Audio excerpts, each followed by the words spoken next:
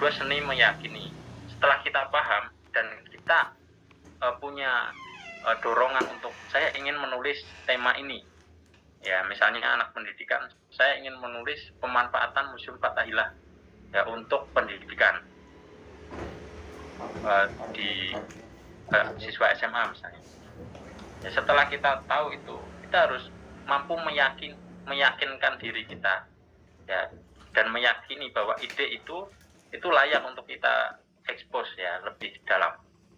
Ya, jadi, nah, ya untuk menjadi yakin ya kita harus mendalami ya, ide itu sendiri ya dengan cara membaca sumber-sumber yang relevan.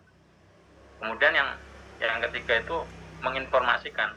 Setelah kita paham, kita yakin, ya kita harus mampu untuk menginformasikan apa yang kita yakini itu. Ya, berdasarkan data, berdasarkan informasi yang kita peroleh gitu.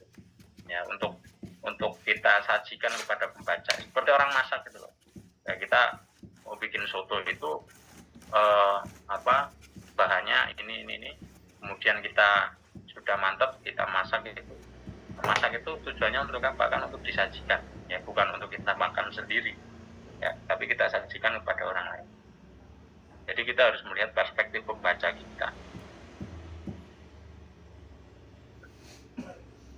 Nah ini ya, struktur artikel ilmiah saya kira beragam, tapi karena sudah disediakan di pedoman, maka ya diikuti saja yang ada di pedoman. Nah, tapi paling tidak jangan kaget nanti loh, ini kok struktur artikel begini, strukturnya begini ya. Apabila saya beri tugas dan kemudian atau dosen memberi tugas dan teman-teman membaca, itu paling nggak kan tahu ada artikel ilmiah yang bentuknya seperti nomor 1, ada yang seperti nomor 2, seperti nomor 3, dan mungkin ada artikel-artikel yang bentuknya itu lain ya, karena setiap jurnal itu punya kaidah selingkuh ya, yang harus diikuti oleh penulisnya, bukan jurnalnya yang mengikuti penulis, tapi penulis harus mengikuti jurnal tersebut. Nah ini pendahuluan yang paling penting ya. Di jurnal itu ada pendahuluan ya, tadi ya, nomor 1.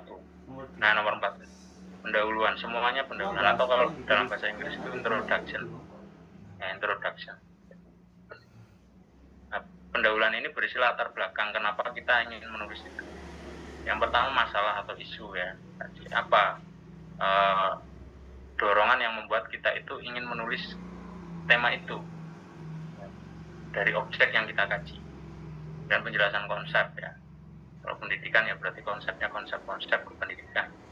Kalau sejarah ya konsepnya konsep kesejarahan ya. Kemudian gap itu ya harapan dan kenyataan. Museum sebagus ini, tapi kok belum ada yang memanfaatkan untuk kepentingan pendidikan. Ya, masa orang ingin belajar museum harus datang ke museumnya. Nah, kita inisiatif mendigitalisasi museum itu, kemudian supaya bisa dibawa ke sekolah-sekolah, dan sekolah tidak harus datang ke museum itu. Ya, datang kalau ingin wisata saja, tapi kalau mau belajar tentang konten yang ada di dalamnya, kita cukup menggunakan media yang sudah kita bikin, yang sudah kita buat. Dan apa tujuan kita menulis artikel ini, ya, tema ini, ya, untuk apa? Ya jelasnya kalau untuk jurnal ilmiah untuk menganalisis apa tema apa yang kita angkat, dan kontribusi penelitian ya. Ini yang paling penting dan sering dilupakan. Penelitian itu harus punya kontribusi ya, di ranah apa kontribusi kita? Ranah keilmuan kah? Ya teoritis, atau ranah ranah praktis ya kalau kependidikan. Ya, jadi harus ada kegunaan praktisnya, bukan hanya teori saja. Ya kalau kependidikan, kalau keilmuan mungkin ranah teoritis saja tidak masalah. Ya, ini di sini ada kebaruan, sesuatu yang baru kita tawarkan dan bisa diaplikasikan. Nah kemudian, kalau ini teori ya terlalu dalam saya kira. Nah ini data ya, kita berbicara data sekarang.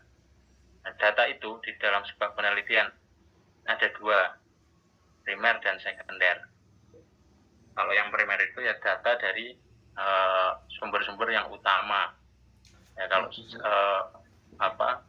penelitian besok di objek ya berarti kalau primer itu data-data dari interview wawancara, misalnya wawancara kepala museum, itu primer.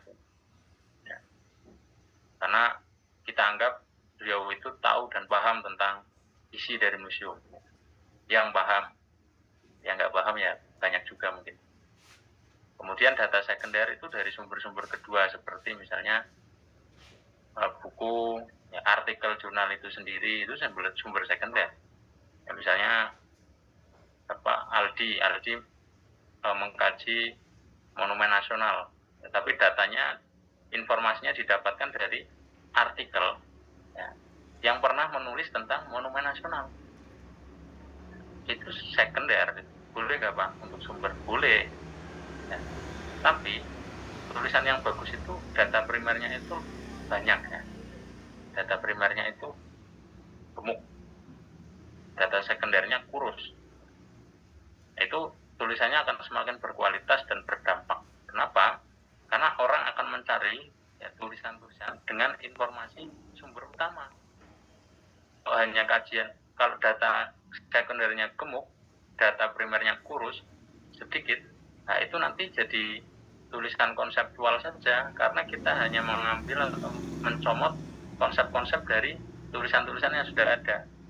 Nah, harapannya besok ketika menyusun artikel ilmiah untuk luaran KPS, ya, yang diperkaya itu sumber primernya, baik dari wawancara, dari observasi, maupun dari dokumen yang ada di sekitar objek, ya, kajian kita. Ya. Kalau ada arsip, ya diambil arsipnya. Kalau ada dokumen seperti misalnya info-info, ya, tentang objek tersebut, ya, museum dan lain sebagainya, ya kita ambil itu, ya, sebanyak-banyaknya, sehingga kita tidak kebingungan lagi soal data nanti. Kenapa saya tekankan ini? Karena kita sudah datang ke lapangan. Masa sudah datang ke lapangan artikelnya hanya jadi artikel sekunder, ya, artikel konseptual saja. Nah, itu kan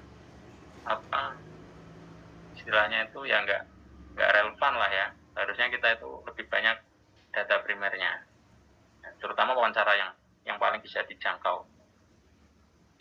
Nah, data itu nanti disajikan. Nah, tipe penyajiannya itu ada yang terpisah dari pembahasan, artinya data dulu di display, biasanya yang kependidikan itu, baru pembahasan. Ya, bisa juga menyatu dengan pembahasan. Ya, ini biasanya tulisan-tulisan di dalam artikel sejarah atau ilmu sosial, ya, sejarah atau ilmu sosial.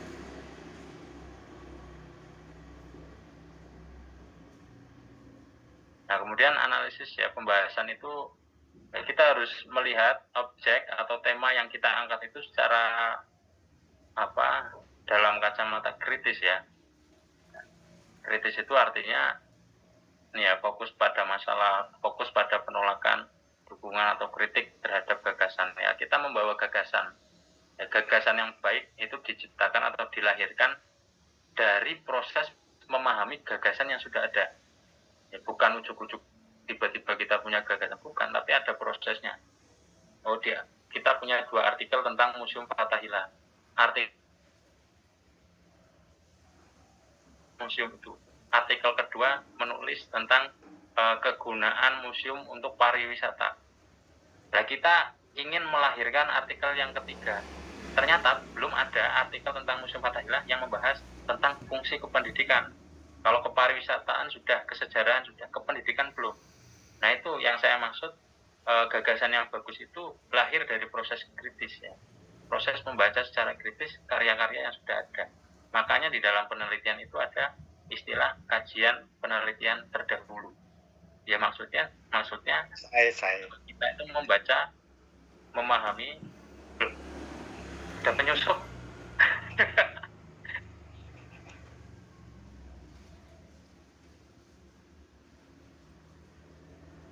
Sampai mana tadi, ya?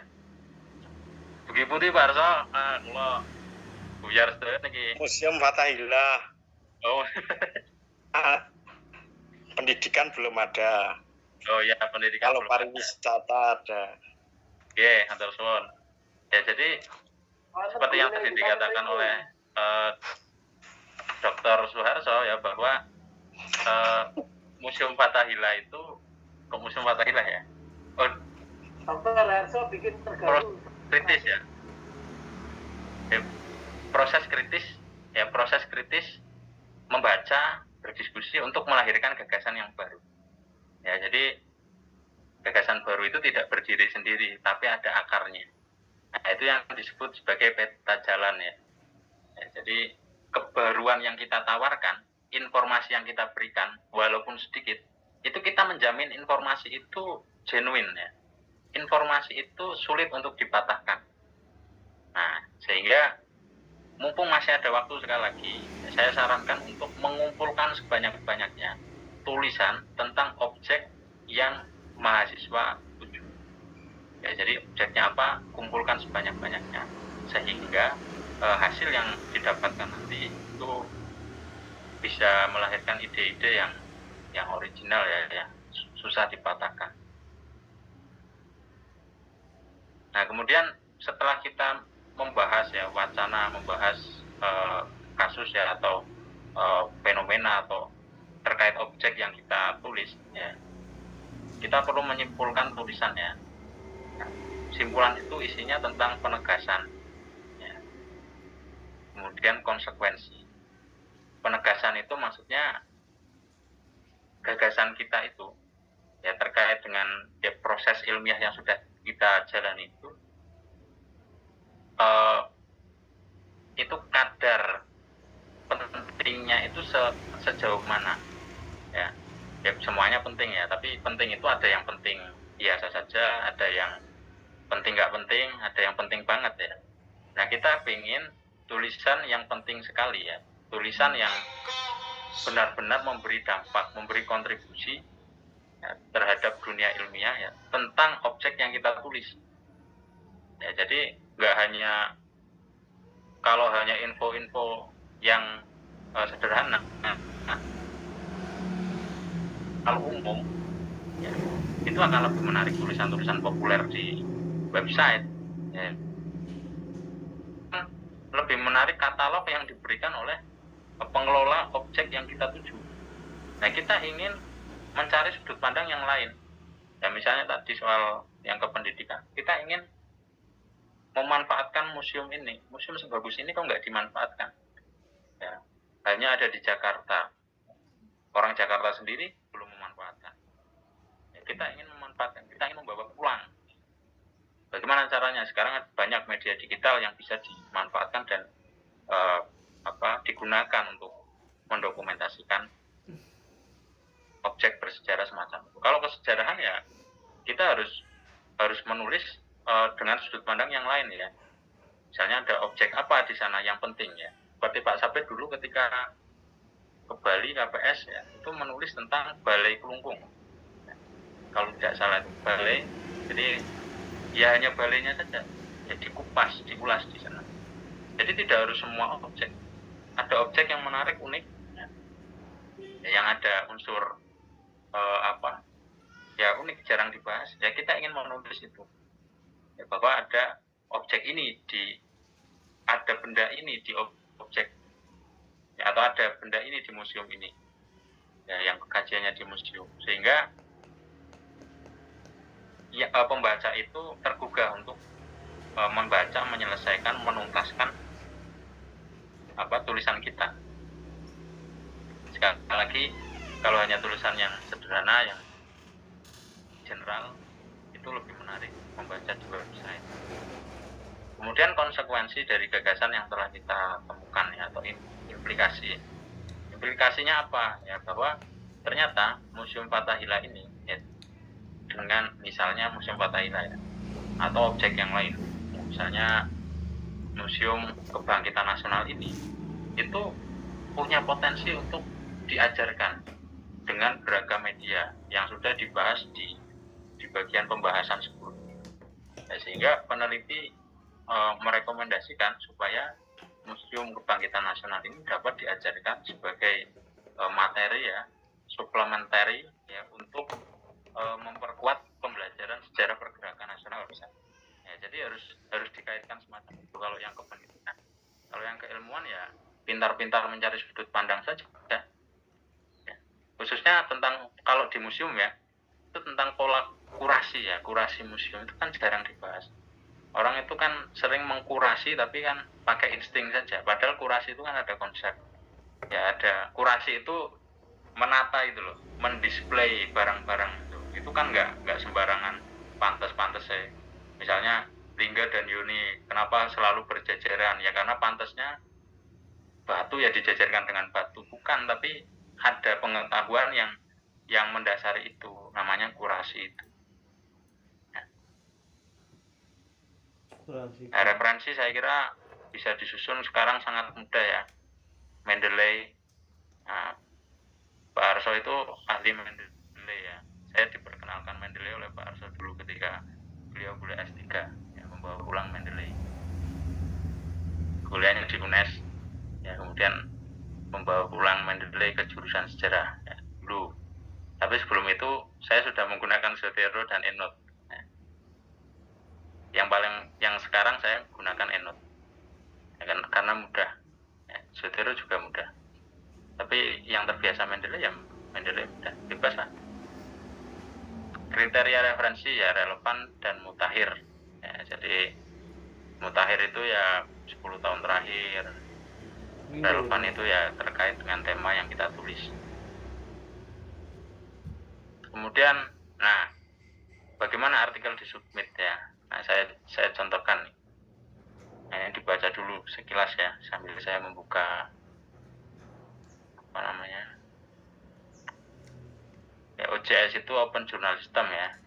Submisi baru. Saya kira untuk mahasiswa sekarang itu tidak kesulitan untuk mensubmit artikel dan mengakses jurnal ya.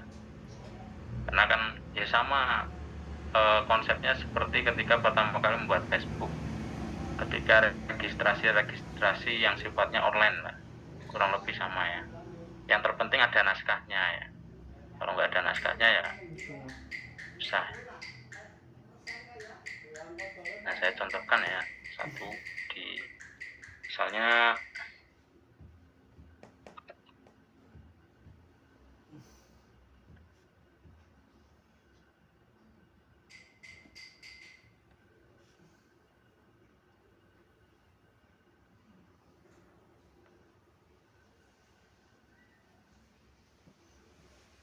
Misalnya turu. Misalnya apa?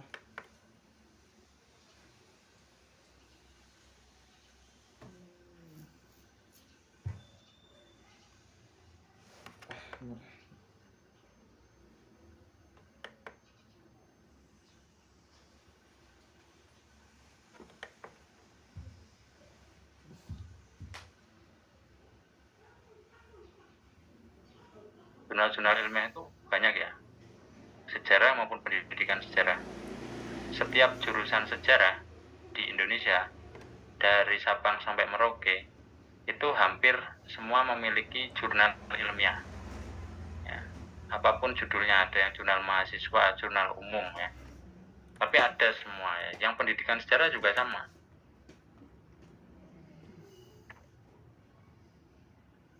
ya, kalau di search. Tapi saya sarankan untuk mensubmit di jurnal-jurnal yang gratis ya, misalnya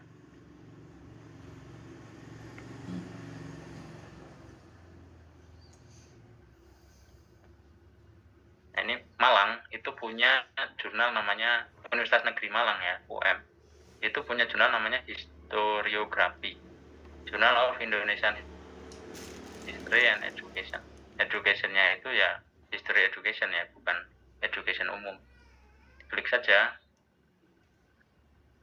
Pak, tahunya jurnal gratis sama tidak di mana, Pak? Nah, lari ke kanan ya. Nah, ini ada author fees ya. Atau biasanya bahasanya macam-macam ya, ada author fees, kemudian APC ya, article publication charge ya, APC atau fees saja ya, banyak lah, banyak yang artinya itu bayar dan uang. Nah, kita bisa lihat ya. Nah ini, the authors are not being charged ya. for any submitted and published articles in historiography. Ini artinya gratis ya. Artinya jurnal ini gratis, bisa diakses ya. Jurnal ini punya kaidah tersendiri ya. Maka saya sarankan kalau artikelnya ingin disubmit ke jurnal, kalian juga harus mencari jurnal yang akan dituju ya. Jurnal yang akan dituju di mana. Nah, kalau sudah, ikuti kaidah selingkung dari jurnal tersebut. Itu akan lebih efektif ya. Jadi ini. Nah, kemudian bagaimana cara registrasinya? Di sini ada login ya, sama seperti ketika kita mengakses Facebook. Oh, jangan login dulu, kita register dulu. Nah, ini register ya. Ini register, kita register dulu. Oh, ini registernya pakai ini ya.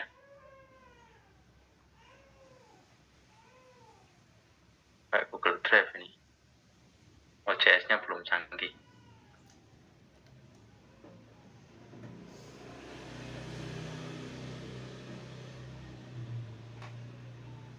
Oke, saya contohkan jurnal lain, misalnya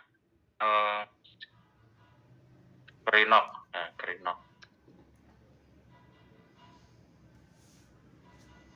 Nah, ini Greenock itu jurnal dari Universitas Jambi. Ya. Skupnya apa saja? Nah, ini banyak ya. Ini artikel yang diterima itu artikel dengan tema-tema ini. Kita lihat lagi.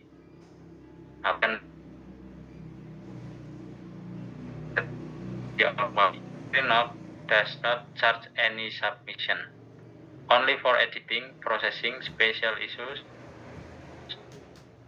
and LOA charge will apply Rp100.000 ya. Ya,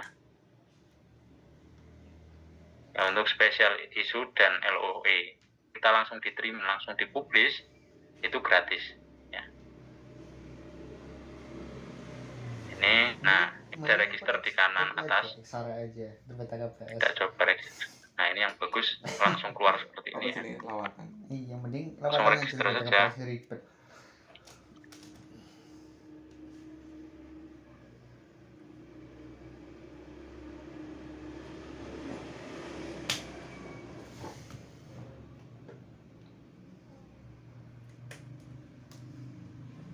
Lawatan cuma 30.000 doang loh.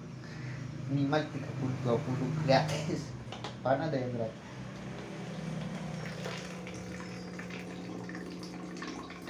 Yes, kalau nggak bisa bahasa Inggris ya. Yes. Mantap. Selesai. Ya, saya nggak bisa bahasa Inggris. Nah, register itu kita langsung masuk ke dalam kemudian kita klik make a new submission ya. Jadi bahasanya bukan, kalau mau ngunggah itu bukan upload atau input ya, tapi submit. Kita make a new submission ya, kita start, kita tulis semua komen for editor ya. Di sini diusahakan ada pernyataan bahwa artikel yang kita tulis Masih itu berapa? otentik ya, original, deal editor. 3%. Terus lama banget sih zoomnya. Nah, itu aja ditulis lah. Saya, misalnya Rizky Aldi, bermaksud mengirimkan sebuah naskah untuk diterbitkan di Greenock.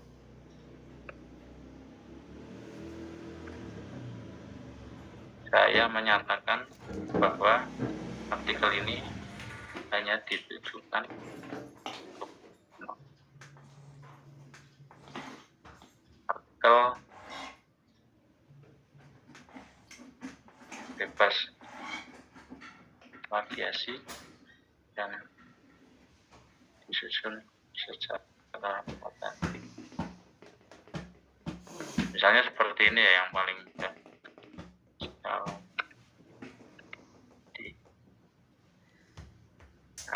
I agree. Udah.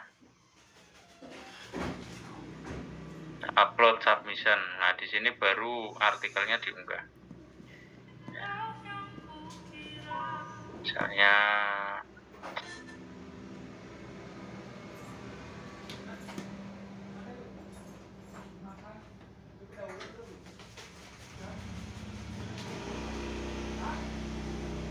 ya, bebas lah ya, contoh. Nih. Diunggahnya itu dalam bentuk Word ya. Microsoft Word ini PDF ya. Bebas lah. Bisa. Alhamdulillah wisuda setelah Alhamdulillah wisuda. Confirm. Alhamdulillah setelah 4 tahun Dan save kuliah. and continue. Nah, di sini ditulis judul artikelnya apa, Iya. kemudian abstraknya apa, kan sudah ada semua ya kalau ditulis.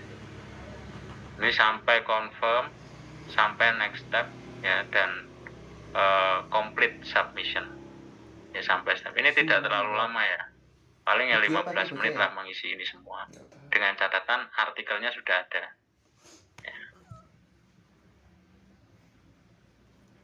Nah, untuk jurnal-jurnal yang lain ya kurang lebih sama ya, mekanisme submitnya atau mekanisme pengunggahan artikelnya yang bisa dilakukan ya.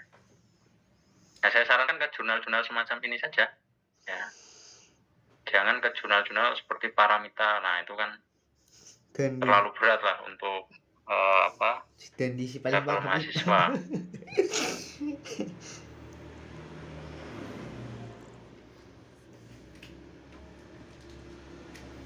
Ya, jadi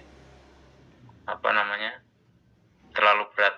Cari jurnal-jurnal yang gratis, yang ringan-ringan lah ya, Sinta 4, Sinta 3 itu tidak harus, pokoknya pintar-pintar kita mencari. Nah, mencarinya gimana Pak? Nah, saya contohkan ya.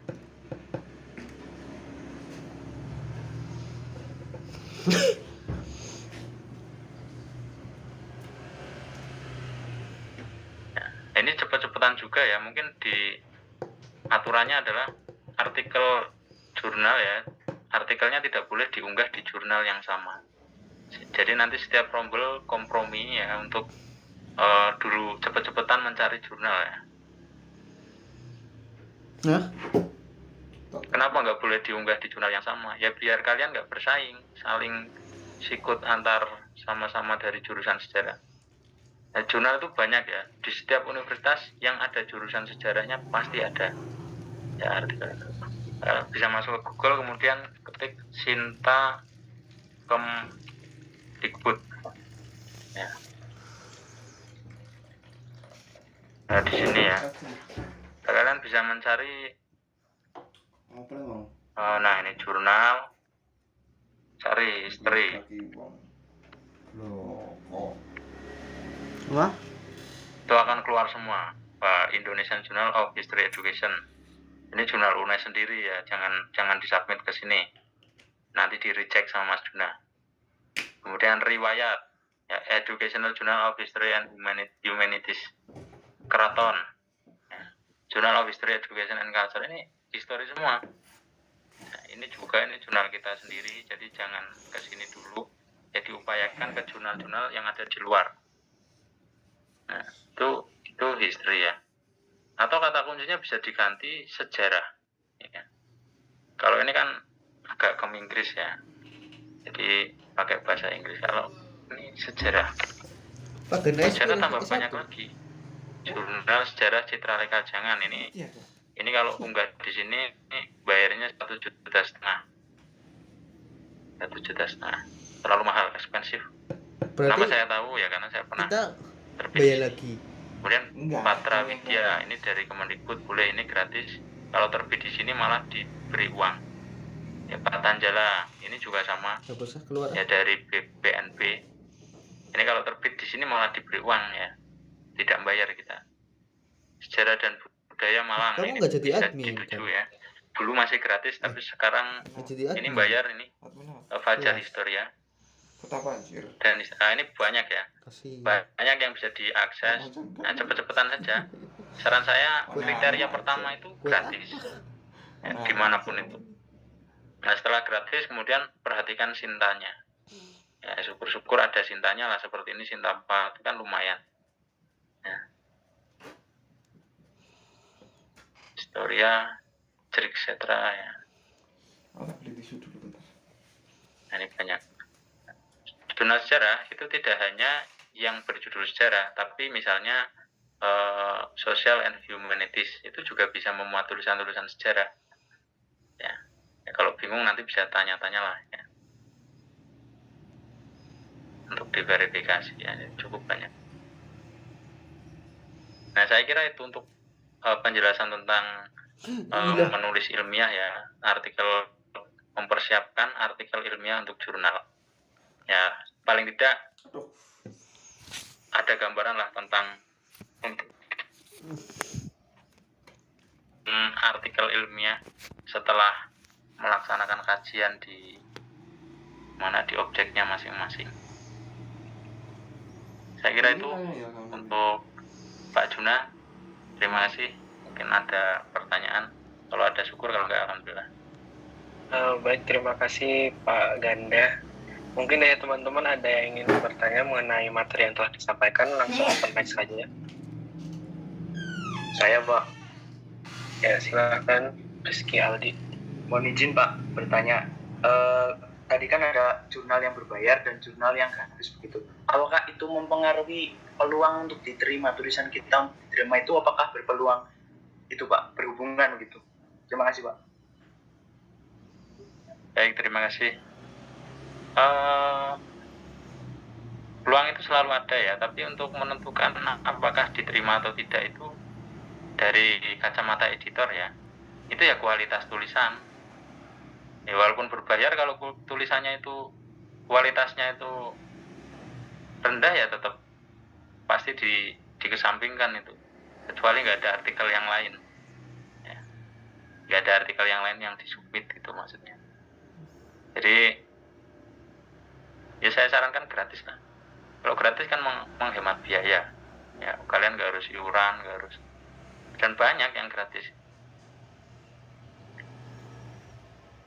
itu ya. Jadi diterima atau tidaknya itu dipengaruhi oleh kualitas tulisan ya, bukan oleh bayar atau tidaknya. Bayar itu ya karena kenapa sebuah jurnal itu kemudian berbayar, itu karena permintaan untuk terbit di jurnal tersebut sudah banyak. Artinya jurnal itu sudah terkenal, sudah banyak yang mengakses. Gitu saja sebenarnya ya, karena persaingan itu kemudian ditentukanlah publication fees ya, ya untuk biaya pengelolaan dan lain sebagainya gitu ya Al. Baik Pak. Kamu kajian di mana Al? Saya di Stovia Pak, Museum Kebangkitan Nasional. Museum Kebangkitan Nasional. Ada lagi silakan. Pak, mungkin izin bertanya Pak. Tadi kan Bapak sudah menjelaskan yang jurnal berbayar dan juga jurnal yang umum yang berakses. Tapi pertanyaan saya, kalau jurnal itu digunakan untuk dipublikasikan ke semua orang, kenapa ada sebagian jurnal yang dikunci bukan berarti ya bayar atau apa kan, tapi ada jurnal yang sifatnya itu private atau mungkin nggak bisa sembarang orang untuk mengunjunginya, atau mungkin harus login dulu untuk mengakses Pak. Terima kasih Pak. Baik, terima kasih. Itu kalau jurnal internasional mungkin ya. Benar ya, Ben ya? Ya Pak. Atau jurnal apa coba contohkan? Kalau di Indonesia nggak ada jurnal yang di private seperti itu.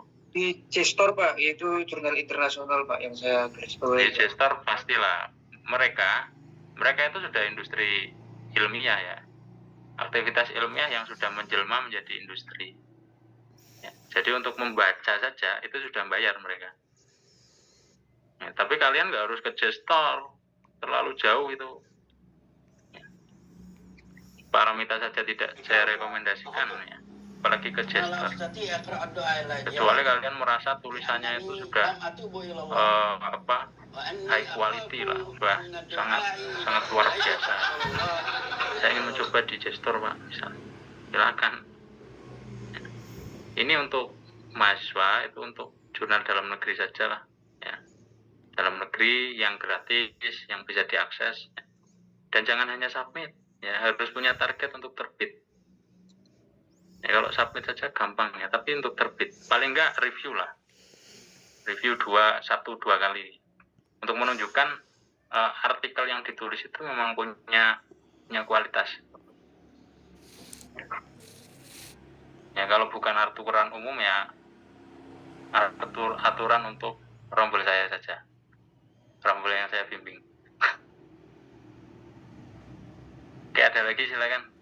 Gitu ya Ben, kamu nggak usah jauh-jauh ke gestor. Oke Pak, soalnya Baca apa tadi? yang kan saya mau sampai jurnal ke gestornya terlalu tinggi, maksudnya untuk menukil sumber dari sana gitu Pak, maksudnya. Loh, kalau kamu sebenarnya kalau mahasiswa itu mengaksesnya dari jaringan UNES, tidak jaringan C2 tapi ya karena wifi-nya hilang-hilangan, minimal di rumah ilmu misalnya di perpustakaan itu gratis loh Ben, karena kita sudah membayar ke sana. Dicoba, jangan tethering ya. Kalau tethering ya pasti membayar, tapi kalau pakai jaringan UNES yang lancar itu gratis itu. Gestor, Rotleh, kemudian publikasi internasional yang lain lah, banyak yang sudah dilanggan oleh UNES. Jadi aksesnya pakai wifi. Itu ya. Oke Pak, terima kasih Pak. Oke, ada lagi silakan.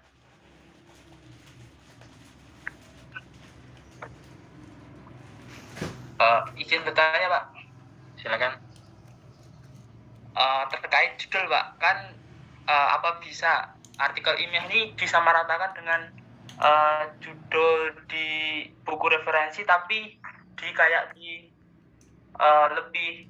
lebih disamaratakan atau lebih didesain lebih lebih berbeda gitu Pak, lebih baiknya gitu.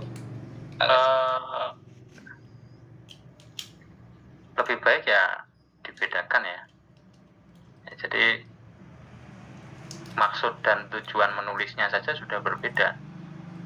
Namanya buku referensi itu dibaca untuk mengetahui informasi secara general ya. Mungkin tadi Pak Nanda sudah menjelaskan itu. Jadi isinya lebih umum.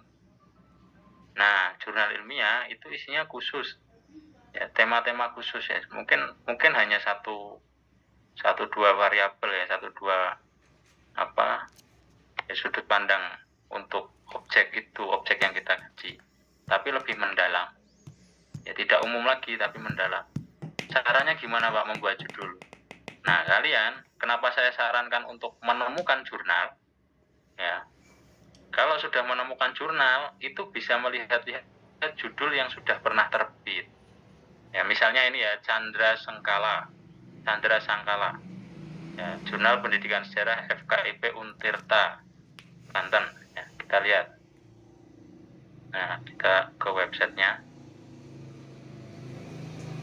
Nah, lihatnya di mana? Di arsip ya. Nah, ini 2000, ini agak acak ya. Nah, misalnya 2000, ini terbitan dari tahun 2015 ada di sini semua.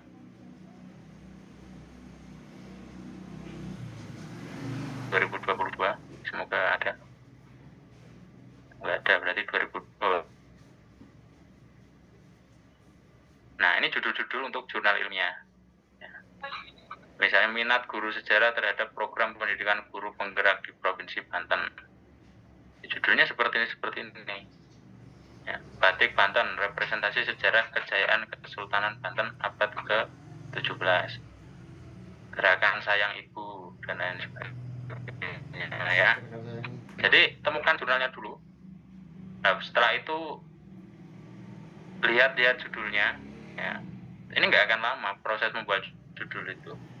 Justru yang harus diestimasi itu adalah penulisannya ya. Waktu penulisannya. Nah, judul-judul jurnalnya itu bisa dikonsultasikan mungkin ya ke dosen-dosen pembimbing. Ya.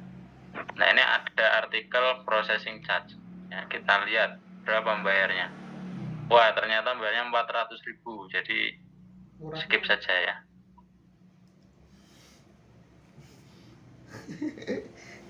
Tapi kalau yang nggak keberatan, Pak, saya tuh rombel kami uangnya banyak, Pak. Nggak keberatan bayar 400.000 ya dibayar saja. Saya kan hanya merekomendasikan. Gitu. Gitu ya, Reza ya. Jadi judulnya harus beda. Iya Pak, baik. Terima kasih Pak. Kemarin ada yang tanya, Pak, kalau isi buku sama isi jurnal sama boleh nggak? Jelas nggak boleh. Ya dari prinsip yang tadi yang saya jelaskan tadi ya, kalau buku referensi itu general umum yang mengulas tentang objek ya. Tapi kalau jurnal ilmiah harus mendalam ya. Jadi tim riset yang nanti akan menyusun jurnal ilmiah dan akan menyusun buku referensi harus dibedakan itu di lapangan. Kalau yang buku referensi mungkin umum ya, semua informasi bisa masuk. Tapi kalau jurnal ilmiah kan terfokus. Ya pembahasannya itu mendalam. Ya, tema-temanya khusus. Ya. Ada lagi silakan. Izin bertanya Pak. Silakan. Ya, saya dari 4A. Mau bertanya ini kalau misalkan tema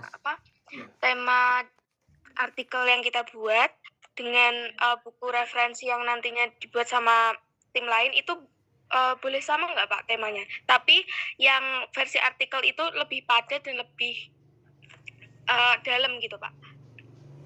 Misalnya gimana Tiara? Temanya sama kayak siapa? Temanya sama seperti buku referensi seperti itu yang. Nah itu boleh nggak Pak temanya sama tapi nanti isinya lebih padat dan lebih ringkas milik artikel gitu. Oke, terima kasih ya. Ya kalau tema sama pasti ya. Jadi kalian yang kajiannya di Museum Fathahillah, tulisan ilmiahnya, tulisan jurnalnya tentang Museum Fathahillah seputar itu. Ya. Jangan nulis jurnalnya Museum Kebangkitan Nasional lah, itu jelas nggak boleh. Atau nulisnya Bapak, saya ingin menulis karena di sana misalnya ada yang di Kebangkitan Nasional, Pak, karena lebih saya nulisnya Museum Proklamasi, nggak boleh. Ya temanya pasti terkait. Ya tapi saran saya, Museum Fathahillah itu kan satu objek yang besar misalnya, atau jangan Fathahillah terus lah nanti dikira mentang-mentang bimbingannya. Misalnya Museum Kebangkitan Nasional itu kan satu objek yang besar. Banyak hal yang bisa diekspos di sana. Banyak hal, mungkin cerita, mungkin benda yang bisa diceritakan ke publik, yang bisa diinformasikan ke publik. Ya, ada misalnya, ini imajinasi saja. Ada benda pusakanya Soekarno misalnya di sana, yang tidak pernah dipublikasikan. Nah, kita ingin menulis itu misalnya, yang ilmu sejarah misalnya. Itu boleh. Ya. Satu benda itu saja. Ya, benda misterius di Museum Kebangkitan Nasional, kita tulis itu ya. Itu boleh ya, mendalam ya. Jadi jangan menulis museum, jangan menulis objek besarnya lagi ya, karena itu pasti sudah banyak yang mengkaji. Kalian itu bukan orang pertama yang datang ke objek itu loh, yang di Museum Kebangkitan. Kalian itu bukan orang pertama. Kalian itu mungkin orang yang kesekian juta yang pernah datang ke museum itu. Jadi kalau kalian bercerita ya seperti apa yang kalian lihat saja di sana, itu orang lain itu yang pernah ke sana itu sudahlah paling seperti itu saja. Nah di sini ya insting peneliti kita itu harus digunakan ya untuk melihat hal-hal yang belum terekspos ya, yang belum banyak dibicarakan tentang museum itu, tentang objek kita ya, dimanapun objeknya ya. Maka dari itu caranya gimana Pak tahu misalnya hal-hal yang belum pernah dibicarakan, yang jarang dibahas, ya membaca karya-karya tentang objek tersebut yang ada di Google minimal ya. Nah, setelah kita baca kan kita tahu, oh yang dibahas itu kebanyakan soal ini. Nah, padahal di sana misalnya dari video YouTube ya, itu ada benda yang menarik yang untuk dibahas. Kita ingin membahas satu benda itu saja, ya, itu nggak masalah. Ya. Nah, targetnya kan 10 sampai 15 halaman. Ya, tapi kan bukan halamannya ya, tapi jumlah katanya gitu. Kalau halaman itu kadang-kadang hurufnya dibesar-besarkan, marginnya dibesar-besarkan ya. Tapi kita menulis natural saja ya. Saya lihat tadi sudah ada pedomannya Times New Roman 11 misalnya. Ya, marginnya normal saja ya untuk sampai 10 sampai 15 halaman. Itu ya Tiara. Jadi temanya pasti sama. Tapi yang kita harapkan adalah tulisan di jurnal ilmiah itu nanti bagian kecil tapi dibahas secara mendalam. Baik secara keilmuan maupun secara kependidikan ya. Bebas. Baik Pak Ganda, terima kasih Pak. Oke, ada lagi silakan. Tanya Kang. Tanya apa?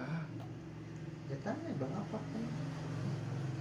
Aku kan buku referensi. Nah, tentang penulisan jurnal ilmiah ini mungkin bagi sebagian besar mahasiswa di sini sesuatu yang baru ya, sesuatu yang kalau selama ini kita hanya membaca, nah sekarang mahasiswa itu ditantang untuk mempublikasi.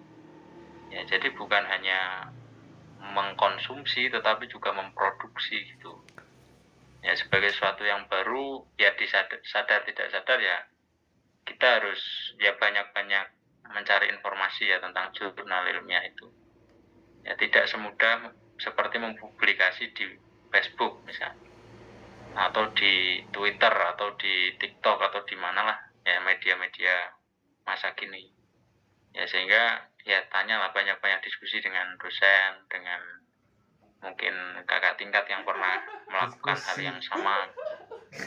Ya untuk kita itu punya pandangan oh ini kan soal teknis ya melakukan.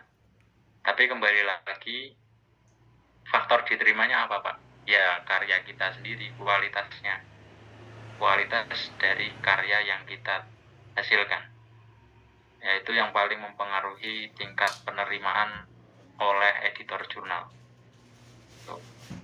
Buku sisir saya model. Saya tidak membatasi jurnal gratis atau berbayar ya. Saya merekomendasikan jurnal yang gratis, jurnal nasional saja. Ya. Gede-gede ini. Jangan yang muluk-muluk di J-Store misalnya, Rubeno. Nanti di belakang ditagih bayar 30 juta malah pusing kamu Rubeno. Ya. Tapi kita realistis saja di jurnal nasional saja. Kita ramaikan jurnal-jurnal milik universitas lainnya oleh tulisan-tulisan dari jurusan sejarah UNES. Itu saya kira ya kalau tidak ada pertanyaan ya semoga ulasan singkat ini ya memberikan sedikit ya wawasan tentang karya ilmiah dan publikasi di jurnal ilmiah. Terima kasih. Assalamualaikum warahmatullahi wabarakatuh. Waalaikumsalam warahmatullahi wabarakatuh. Baik, terima kasih kepada Bapak Ganda yang sudah menyampaikan materi mengenai penulisan artikel ilmiah pada jurnal. Mungkin dengan berakhirnya materi yang tadi juga berakhir juga kegiatan pada hari ini. Mungkin sebelumnya. Oh ya, silakan Bapak. Oke teman-teman, sudah 2 hari ya kemarin tim media sudah selesai dengan untuk poster dan film dokumenter. Hari ini 3 luaran. Jadi setelah ini teman-teman langsung fokus pada kajian pada dosen pembimbing masing-masing untuk bagaimana konten ya kan. Kemarin itu hanya bahas mengenai format, kemudian bagaimana proses tutorial bagaimana untuk sambil orang itu ada. Sekarang tinggal ke arah ke kontennya. Dan waktu tinggal 1 minggu lagi ya untuk pelaksanaan